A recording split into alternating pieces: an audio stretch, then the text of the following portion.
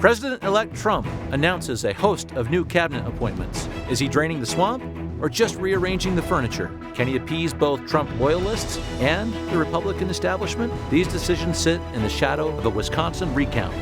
Mitt Romney visits with Trump a second time, fueling Secretary of State rumors, though new names keep emerging. Clinton's lead in the popular vote surpasses 2 million. Trump registers his frustration with a slew of angry tweets. What effect will his claims have on Americans' views of our electoral process? In Utah, final results show voter turnout is on the rise, but still below the national average. Did vote by mail increase participation? Orrin Hatch considers another Senate run while others line up for his position. Who will run in 2 years? And how will a Trump presidency impact the midterm election?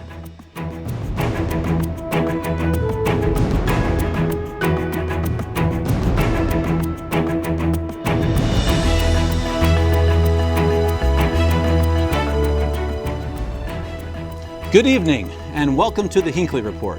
I'm Jason Perry, director of the Hinckley Institute of Politics. Covering the week, we have Kirk Jowers, former director of the Hinckley Institute of Politics, Heidi Hatch, reporter from Channel 2 News, and Rich McKeon, CEO of Levitt Partners. We're thrilled to have you all with us today. Rich, we're going to start with you, though. We're talking transition. And with former Governor Levitt, the two of you literally wrote the book on presidential transitions. So the question really is, how are we doing right now as you observe the transition? You know, presidential transitions in terms of legislative creation are a relatively new entity. So first time out, 2012, Levitt leads the transition for Romney and does write the book on it. Transitions are about a number of things. They're about creating a plan for the first 200 days. They're about creating a pipeline to process perhaps 40,000 or 50,000 resumes. It's about creating a platform for getting the cabinet named by January 20th and thereafter being able by May 1 to get most of the deputies in place. It's about creating a budget that's going to be important in the new administration. It's basically, too, about planning scenarios. This is a time of vulnerability in the country where transitions provide opportunities for natural events and also for terrorist attacks. This is the kind of thing that you need to plan for. And then finally, I think the care and keeping of the candidate. And we see this playing out right now as Trump begins this magical mystery tour. And also the nature of his relationship with Congress, beginning to establish those relationships. So those are the fundamental things that are going on. And the surge of activity in these transitions occurs on the basis of how people think the candidate is going to do. And you just imagine that this was a startup that gained tremendous momentum on the day after the election and began to be flooded with people as they anticipated now on different scenario than they had thought. So lots of activity. He seems to be doing exactly what he'd done in the campaign, going directly to the people. So some are wondering when these names come out and that it may be taking too long. Is that, Kirk, is that the case? Is he taking too long, or is this right on track?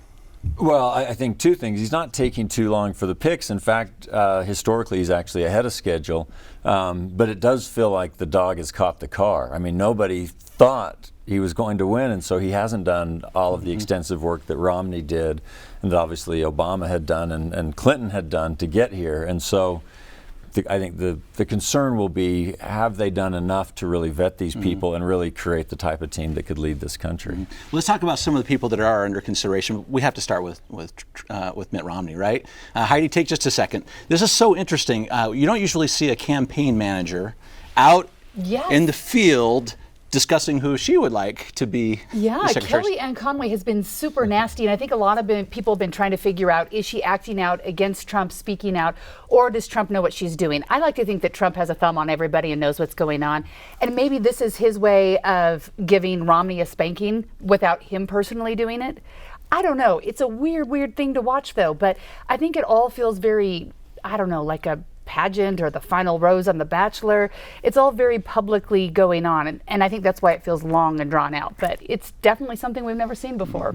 We keep waiting for the next episode to come forward. Yes, Yeah, it's very really distinctive from the more organized, efficient, fluid transitions we've expected from others. This is kind of taking it straight to the people again, and it's they floated the Romney nomination for Secretary of State. The public responded fairly well, and then the insiders reacted, and this may be a warning either that this appointment won't occur, or the spanking you've talked about that says we're going to create loyalty by enforcement this way. What do you think about that, Kirk? I mean, you've been a study of this. Well, remember what is Trump great at? Of all the different problems we have with him, or some people love him, the thing he's been best at is he has controlled our attention from before he even got into the race, and he was able to knock out 16 pretty formidable opponents. He was the most interesting candidate in the general election every single day, except for maybe when Gary Johnson said, "What's in Aleppo?" But besides that, Trump controlled every day, and because of all of our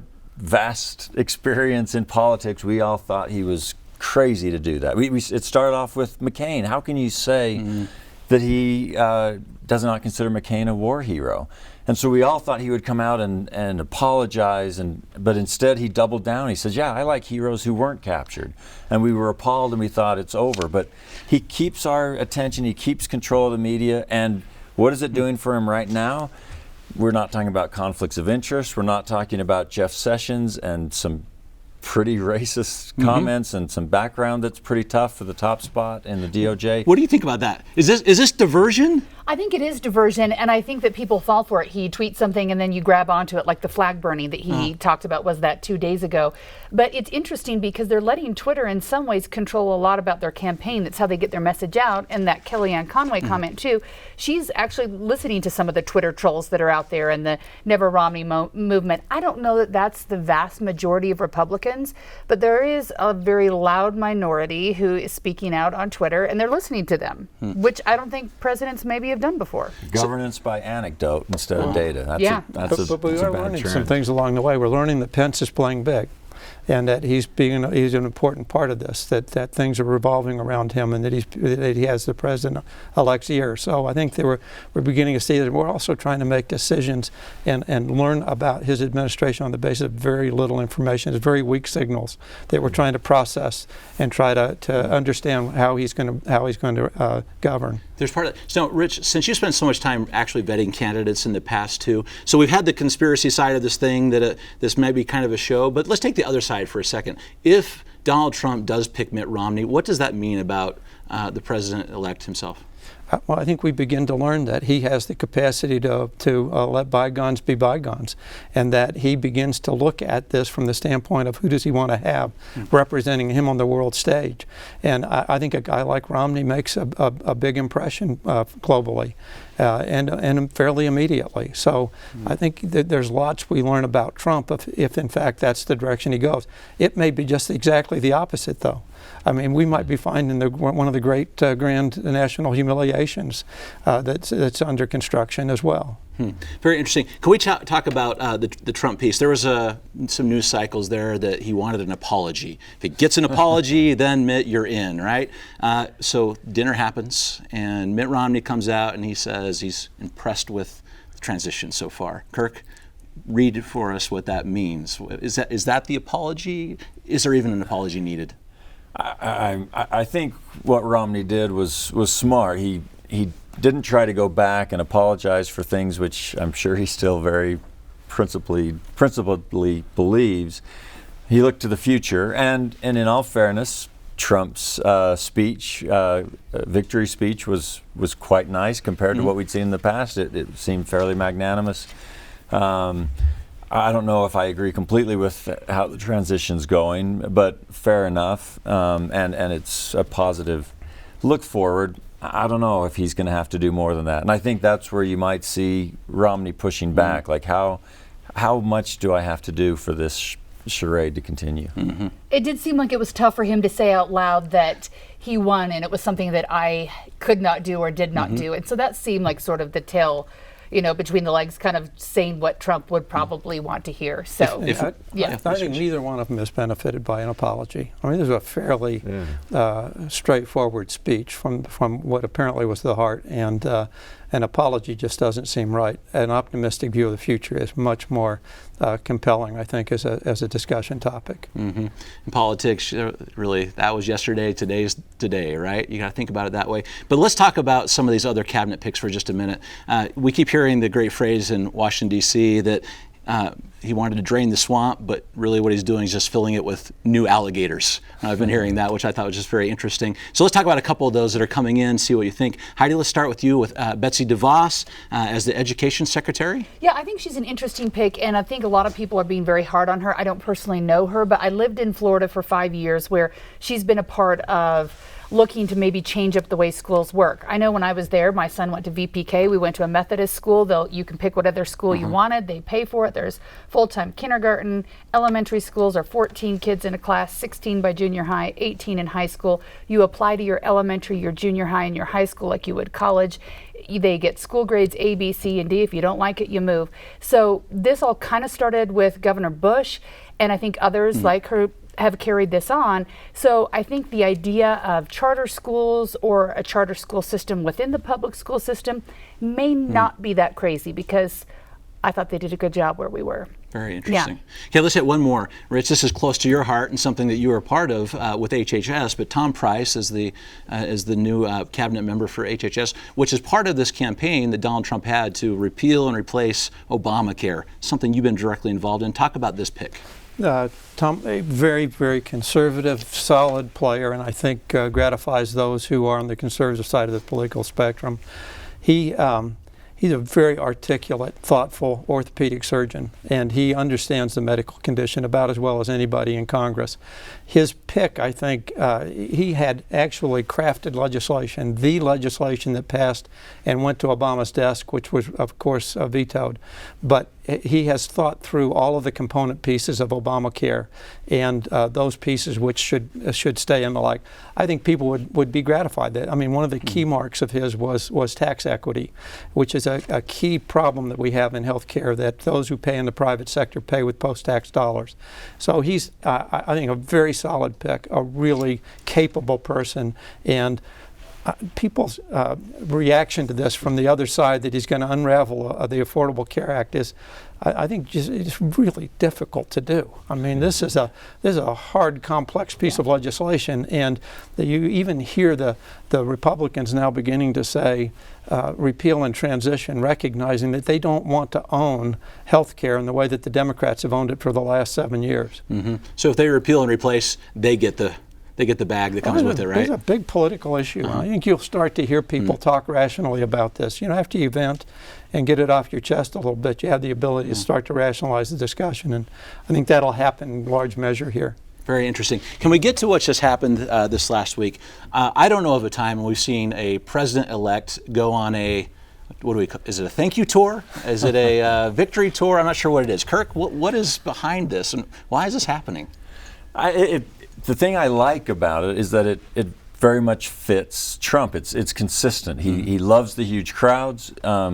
He's energized by them. They are energized by him. You know, and it was classic Trump in this last one. He takes some veiled shots, not so veiled shots, at Evan McMullen, who remained unnamed. But to give props to Utah, and that's kind of his thing, is he hits someone to boost someone else. It was interesting to watch the crowd, the chants of lock her up. Yeah, that's still there. Romney. It hasn't changed, yeah. A lot of the chants are the same, and they've added now no Romney and some other ones to the crowd. So it's I mean, it's just kind of what you would expect. Is this indistinguishable from a campaign event in your mind?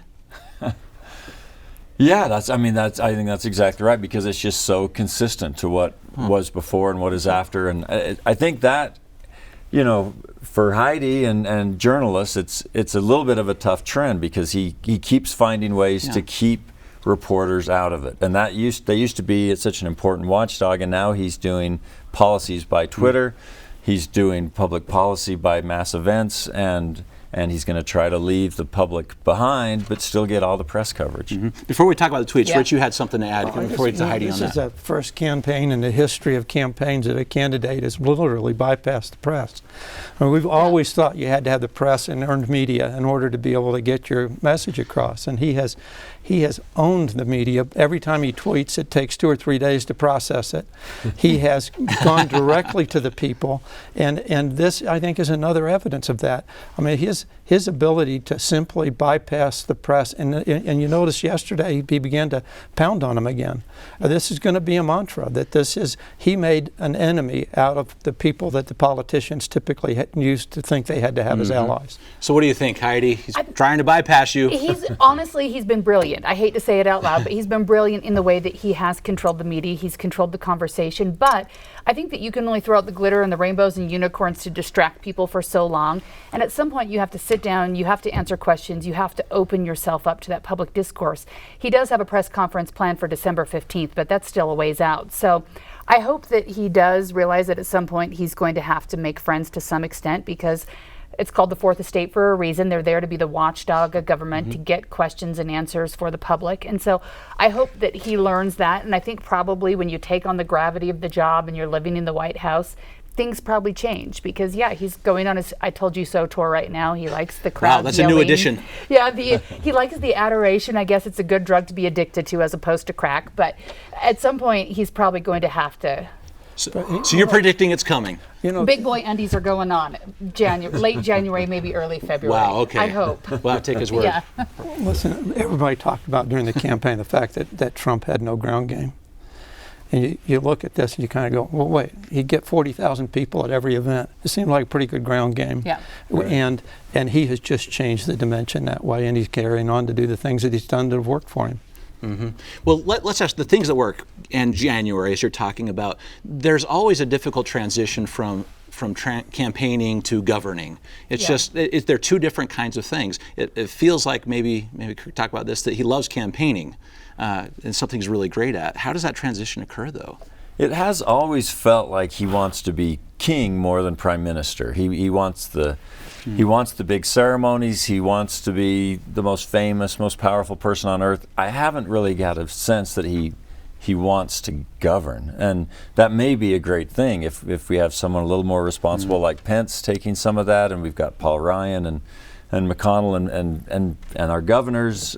Maybe that's how the nation's work goes forward, and he will just continue to kind of do the pomp and ceremony and leave the governing to others. That might be the best solution, actually, when you kind of see his disregard for facts and an actual vision for where we want to be. I want one more question on this, Heidi, if we can, on the Twitter piece, Yeah. because the facts seem to be very important, but you get Twitter comments say something like, I would have won the popular vote, but for the millions of illegal votes that occurred, which, there's no evidence of that. No. How do you keep that in check? It's difficult to keep in check, because once someone of his stature puts something out there, I think not all, because there's a lot of people who think for themselves, but there are a lot of people who take whatever they see on the internet or the Twitter as fact. And so I think it's difficult to debunk that and get it. And when he's not out there answering questions, I think it's a tough game to toe, and it's not easy. And it's interesting that he even brings it up, because at this point he's won, he's got the Electoral College. Why not just be quiet and move on? But there's just something about that dig that he likes. Yeah. Governing is as you begin to look at analytically at both presidents and governors, you recognize that they're different styles. Yeah. I mean, there are some who are very reactive in the way that they process as governors, and I think we've seen evidence of that, and we can see the difference between proactive and those who take the franchise and try to move forward a specific agenda. If you're to kind of be predictive, I think you begin to look at Paul Ryan as being a key policymaker, I think, in this next administration, and that Congress begins to take on a role that Pence begins to manage. At least that it would not be an inconsistent view just based on the little bit we've seen so far. It would just be interesting to process and see the role that he really takes, and whether he's cheerleader or whether he's a proactive leader moving an agenda. That's true. It plays very well into your comments there too, Kirk, about who he surrounds himself with. Can we talk about local politics for a second? Do it. We always watch the voter turnout in the state of Utah. We hit 57%. in this election of eligible voters. That puts us 38th in the country. And all of you have followed this issue very well. But let's start with you, Kirk, and kind of go down. Why are we still so low when we seem to be so interested? I know. Well, that's why I'm glad we've got the Hinckley report. We needed something to replace the Colbert report, and so this will hopefully get us there. Count my vote, a little self-serving with Rich and I here and others who are supportive, but I think that will have a tremendous impact. Utahns were used to not being able to be included in the early stages of elections. We didn't have primaries. That buildup will help. Obviously, one-party state is difficult. We're a young state. That's difficult demographically. Younger people just don't vote as much as they should. But it is still just phenomenally disappointing that we're no longer in the top 5. We're in the bottom 10, bottom 12 consistently. Rich, you remember the time when we were a top 5, right? Well, in the 1960s and early 70s, we were consistently leading the nation in voter turnout. And I think a series of changes in the party structure in terms of how primaries are constructed began to dissuade people to the voting process.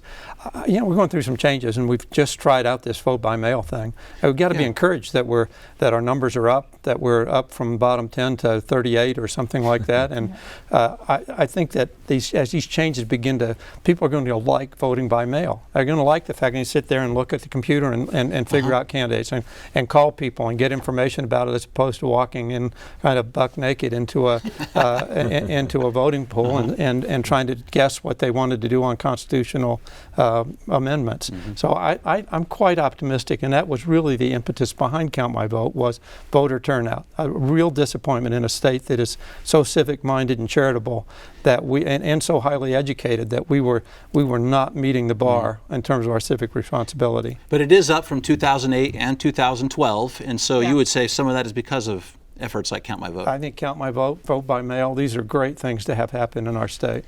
Particularly when you look at the 2 most unpopular candidates in the history of Utah on the presidential ballot. No one liked either of them.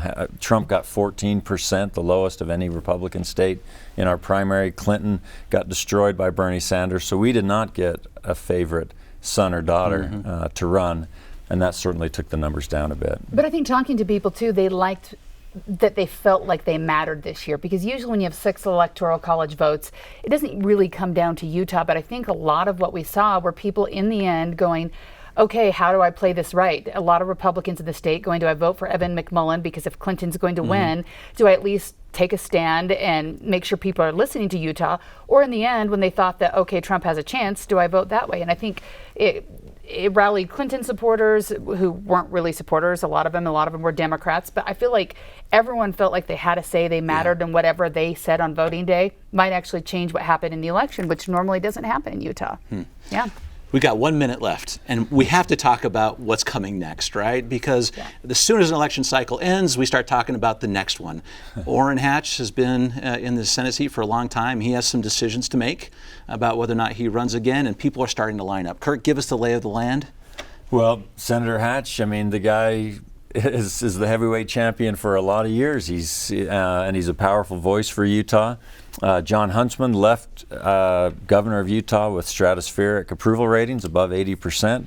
Evan McMullin had never been heard of before, and Trump continues to mock this blank person, but now he's looking, and then we've seen a number of other prominent people kind of poke their head up. And so it could be a real battle. What's the word on the street that you're hearing about these potential candidates? I think that a lot of people are excited about Huntsman getting back in the race again.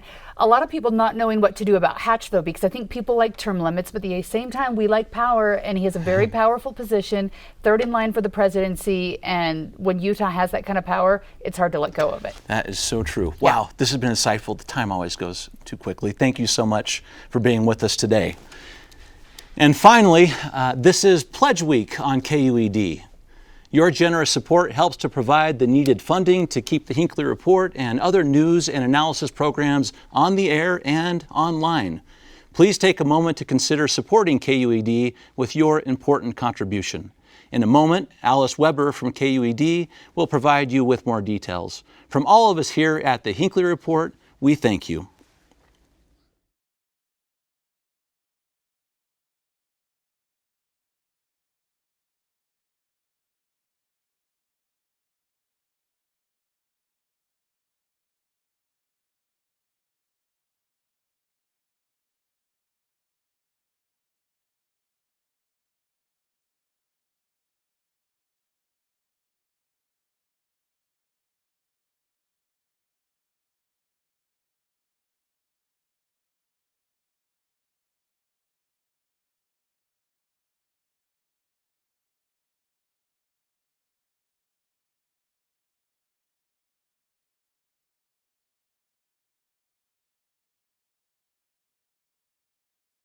stand by.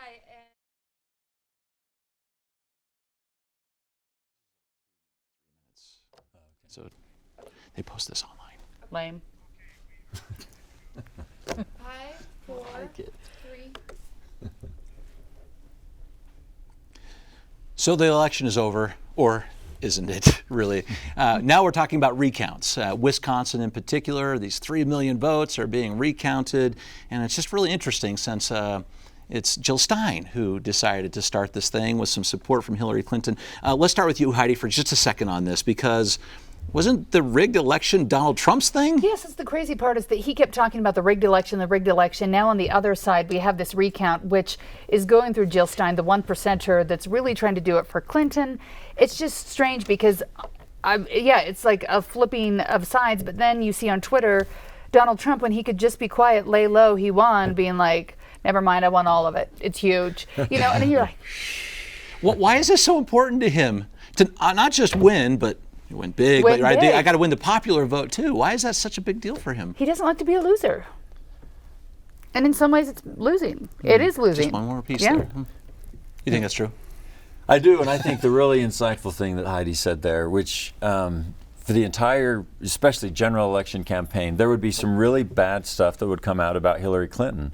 And normal, typical campaign advice would be, great, just stay low for a day or two and let the press do a feeding frenzy on Hillary, because they're going to come back to you.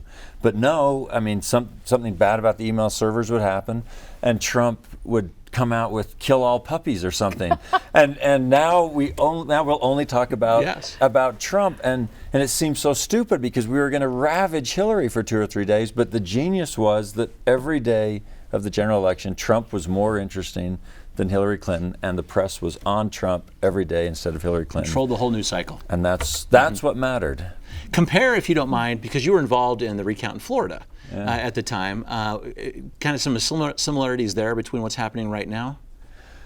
Well, of course, that was confined to one state, whereas this, seems to be expanding to 3. And I went down there for Bush as counsel for Bush over Broward County, and I have to admit I went down with a kind of a white hat, black hat mentality that they're trying to steal this election from George W. Bush. When I got down there, I realized it was a real street fight.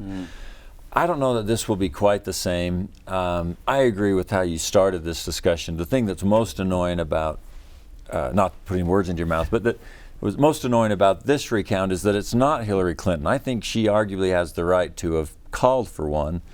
But that she kind of let Jill Stein do it, who has zero chance of anything improving for her. What do you think about that, Well, Rich? I think we're playing this election out in a really interesting way. I think those who are disaffected are just simply saying, we won the election and we won it fair and square because we won the popular vote. These elections are geared towards electoral vote victories. It really would be like the University of Utah saying, look, we didn't score as many points as they did, but we got more yards. And we ought to be talking about the yards here. And it really is inconsistent. If Donald Trump, I think I've come to believe this. I didn't on Election Day. I didn't think he was going to win. I thought he was going to get mowed over and blown out. But I've come to believe that if it had been popular vote that we've been going after, that they would have figured out a way to win the popular vote. And there would have been a different election turnout that way. But that's not what we gauge our presidential victors on. That's true. But for the Democrats who are kind of reeling a little bit, not just in the presidency, but in other slots around the country, is being able to say they won the popular vote an important thing for their rebuilding efforts? You think? No. It You don't feels think like so? sour grapes because Clinton went into this with an algorithm, some system that was supposed to like change all systems to get the Electoral College vote that kind of knew how to go in there with the ground game and fix it. So they were supposedly going in there with a way to win that was supposed to be passed down from generation to generation. It didn't work. People in elections don't act intuitively. They act on the basis of data. Yeah. And the data was telling the Clinton people that the more she was out there, the less effective she was, and the more people didn't like her. And she went away for the last 3 weeks.